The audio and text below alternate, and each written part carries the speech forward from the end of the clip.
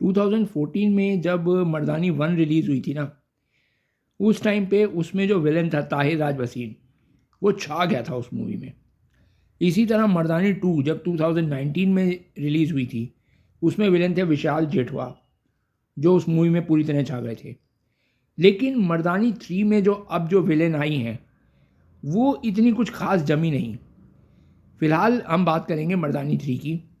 रानी मुखर्जी इस मूवी में हर बार की तरह, मतलब उनकी थ्रू आउट जितनी भी मर्दानी सीरीज़ में अपीयरेंस है, उसी तरह वो इस मूवी में भी दमदार साबित हुई हैं।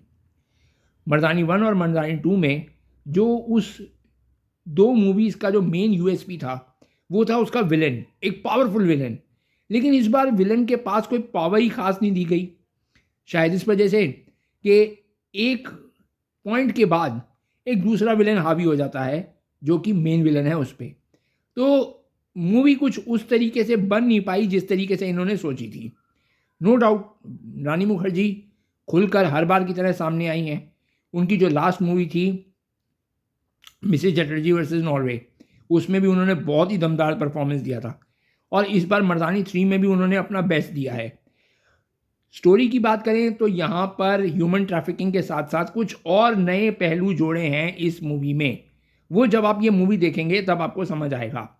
लेकिन जिस तरीके से जो दूसरा पहलू इन्होंने जोड़ा है, पता नहीं क्यों वो या तो ये ठीक से दिखा नहीं पाए मेकर्स, या फिर जो डायरेक्शन थी उसकी कमी कहें।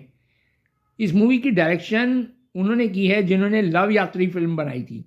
अब मर्दानी 1 और मर्दानी 2 के जो डायरेक्टर थे, पता नहीं क्यों उन्हें मर्दानी 3 में नहीं लिया गया। शायद उनका प्रोडक्शन हाउस या बैनर से कुछ पंगा हो गया होगा। लेकिन मर्दानी 3 की जो डायरेक्शन है वो उतनी पावरफुल नहीं है जितनी 1 और 2 की थी।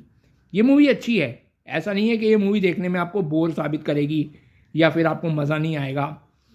ठीक ठाक है, बट वो बात नहीं है जो मर्दानी 1 और मर्दानी 2 में थी। रानी मुखर्जी का काम बहुत ही बढ़िया है, जो इसमें विलेन है उनका भी काम अच्छा है, जो सहायक कलाकार है उनका काम भी मैं ठीक ठाक ही कहूँगा, कोई बहुत खास नहीं है। मूवी मार कहाँ खाती है?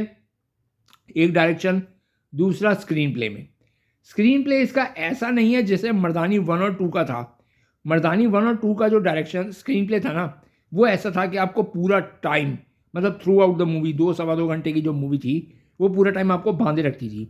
लेकिन यहाँ मर्दानी 3 में एक स्क्रीन प्ले बीच बीच में पता नहीं क्यों बोझिल सा हो जाता है, टूट सा जाता है। ऐसा लगता है कि यार जल्दी ख़त्म हो यार, अब ये मूवी बस देख लिया अब जो हमने देखना था। क्योंकि एक पॉइंट देखा जाए तो अंत तक इन्होंने देखने के लिए कुछ इतना खास रखा नहीं। डायरेक्शन वीक रही, स्टोरी शुरू से ही एक्सपोज कर दी सारी सब कुछ। फिर जो स्क्रीन प्ले था वो भी इतना कोई ख़ास नहीं था। बस मूवी जो चल रही थी वो सिर्फ और सिर्फ रानी मुखर्जी के कंधों पे ही चल रही थी। शुरू के अगर 10 मिनट आप देखोगे ना रानी मुखर्जी के, तो आपको साउथ का कोई सुपरस्टार ऐसा लगेगा उसकी एंट्री हो रही है, जो शुरू में उनकी एंट्री है। लेकिन उसके बाद रानी मुखर्जी ने पूरी मूवी अपने ऊपर संभाली है, और बहुत बढ़िया तरीके से संभाली है। लेकिन कहीं पे एक पावरफुल डायरेक्शन, दमदार जो कहते हैं ना, वो चीज़ नहीं है इसमें। स्टोरी भी कोई इतनी खास नहीं है कि भाई हाँ यार बड़ी थ्रिलिंग स्टोरी हो, नहीं वो भी चीज़ नहीं है। स्क्रीन प्ले मैंने बता ही दिया, बीच बीच में बोझिल सा हो जाता है। तो ओवरऑल जस्ट ये मूवी ओके ओके टाइप की है। अगर आप लोगों ने अभी तक ये मूवी नहीं देखी थिएटर पे, तो आपकी मर्ज़ी है, आप देखना चाहते हैं या नहीं। मेरा इतना कोई ख़ास रिकमेंडेशन है नहीं इस मूवी के बारे में। Thank you.